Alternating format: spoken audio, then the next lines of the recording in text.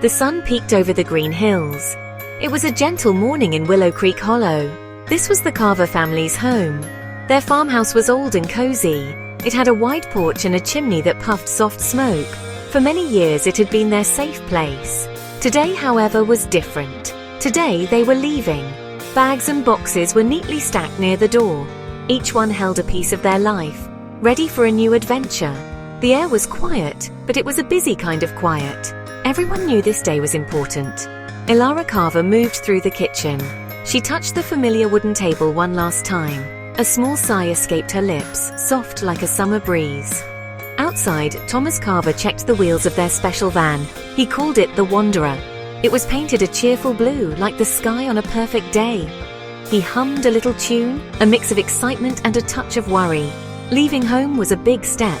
It was a step into the unknown, into a world they had only dreamed about. The children were still asleep, getting their last rest in their familiar beds. Leo, the older boy, had packed his drawing book first. It was filled with sketches of their farm.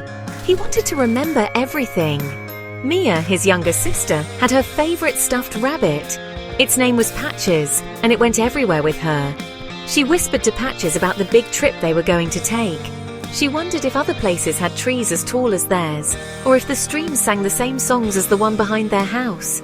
These small thoughts filled the quiet morning with a sense of wonder and a little sadness too. Soon the smell of breakfast filled the air. Pancakes, their favorite. It was a special breakfast for a special day. The family gathered around the table, just like always. But today their talk was full of what-ifs and maybes. What amazing things would they see? What new friends might they make? The sadness of leaving was still there, a quiet shadow, but the light of adventure was growing stronger. Willow Creek Hollow would always be in their hearts. Now a new chapter was waiting to be written on the open road.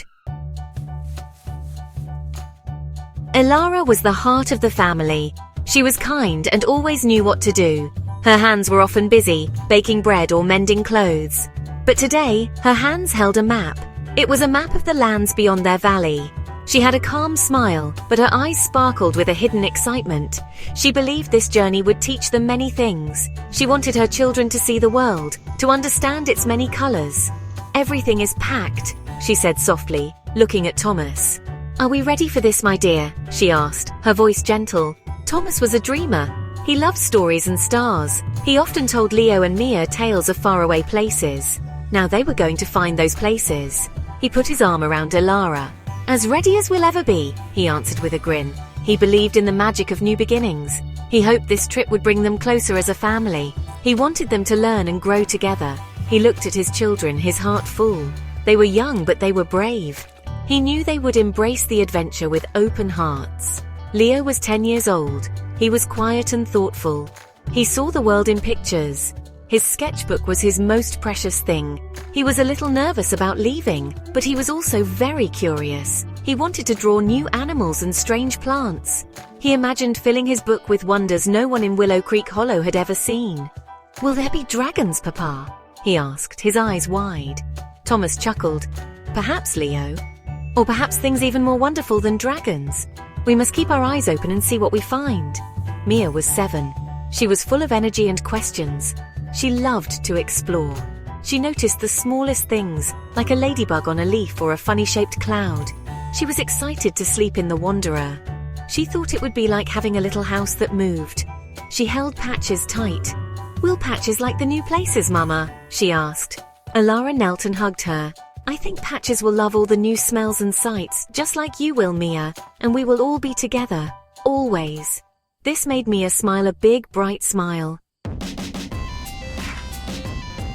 The engine of the Wanderer rumbled to life. It was a friendly sound.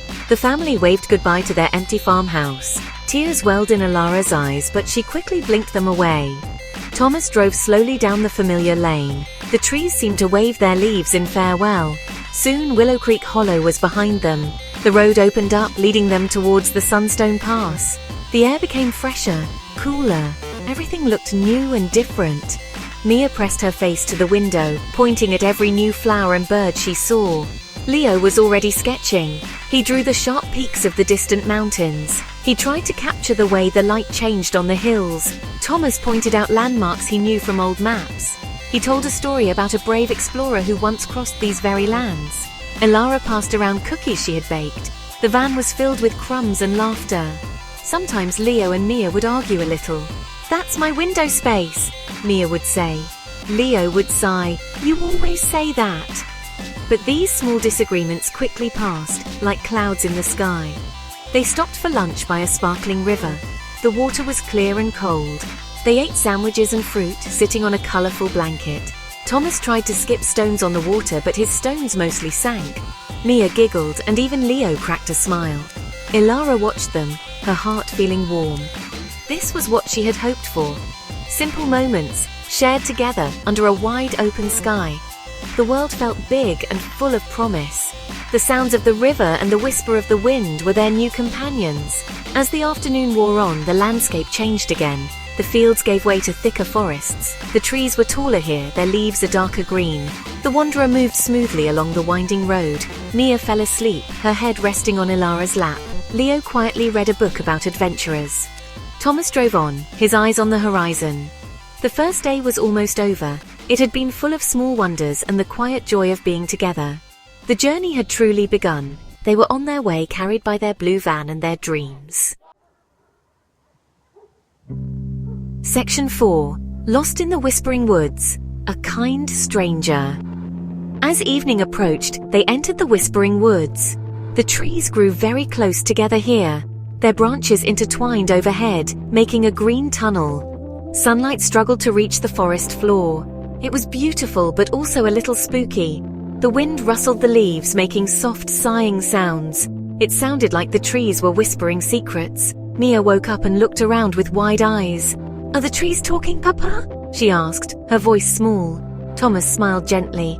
"Maybe they are, Mia. Maybe they're welcoming us to their home." Suddenly, the wanderer gave a little cough and sputtered. Then, it slowly rolled to a stop. Thomas tried to start the engine again, but it wouldn't turn over. They were stuck. The sun was beginning to set and the woods grew darker. Elyria tried to stay calm, but a little worry line appeared on her forehead. Leo looked out the window, a bit anxious. This was their first real challenge. What would they do? The whispering of the trees now sounded a little less friendly. They were alone in a big unfamiliar forest. Just as Thomas was about to look for his tools, a faint light appeared through the trees. It grew closer, and soon they saw an old woman. She carried a lantern, and her face was kind, etched with many wrinkles. She wore simple, earthy clothes. "Are you lost, travelers?" she asked, her voice like the rustling leaves, soft and calm. Elyria explained their situation. The old woman nodded slowly. "The wanderer needs a bit of rest, and perhaps a special herb for its engine," she said with a knowing smile. "My cottage is nearby. You can stay there tonight." The old woman's name was Agnes. She lived in a small, cozy cottage deep in the woods. She knew all the secrets of the Whispering Woods. With a few dried herbs and some gentle tinkering, Agnes helped Thomas fix the wanderer. She shared her simple meal of soup and bread with the family. She told them stories about the forest spirits and the animals that lived there. Leo listened, fascinated. Mia even let Agnes hold Patches. The Carvers learned that even in a strange place, kindness could be found. They felt grateful and safe. Section 5. Meadowbrook's Magic, the Starlight Festival. The next morning, the wanderer started perfectly. The Carvers thanked Agnes with all their hearts. She gave them a small bundle of herbs for good luck. As they drove out of the Whispering Woods, the sun shone brightly. Soon they arrived in the village of Meadowbrook. It was a cheerful place, with colorful houses and gardens full of flowers. And to their surprise, the village was buzzing with activity. Banners were hung across the streets and music filled the air. They had arrived just in time for the annual Starlight Festival. The Starlight Festival was a celebration of the stars and the changing seasons. As night fell, the village glowed with hundreds of lanterns. They were shaped like stars, moons, and fantastical creatures. Children ran around with sparklers, their laughter echoing. There were stalls selling delicious food, sweet cakes, roasted nuts, and warm spiced cider. Music played from fiddles and flutes, and people danced in the village square. The Carvers had never seen anything like it. Mia's eyes were wide with wonder, and even Leo put down his sketchbook to just watch. Elyria and Thomas held hands, smiling at their children. Leo tried a local game, tossing rings onto glowing pegs. He even won a small wooden bird. Mia got her face painted with sparkling stars. She danced with the other children, her shyness forgotten. The family ate together, trying new foods and flavors. They felt a part of something special, a community celebrating together. The worries of the road and the whispering woods seemed far away. Here there was only joy and light. Later, everyone gathered in the main square. They released glowing lanterns into the night sky. Hundreds of lights floated upwards like new stars being born. It was a beautiful sight. The Carvers each made a silent wish as they watched their lantern rise. They felt a strong sense of unity with each other and with these new people. This journey was about more than just seeing new places.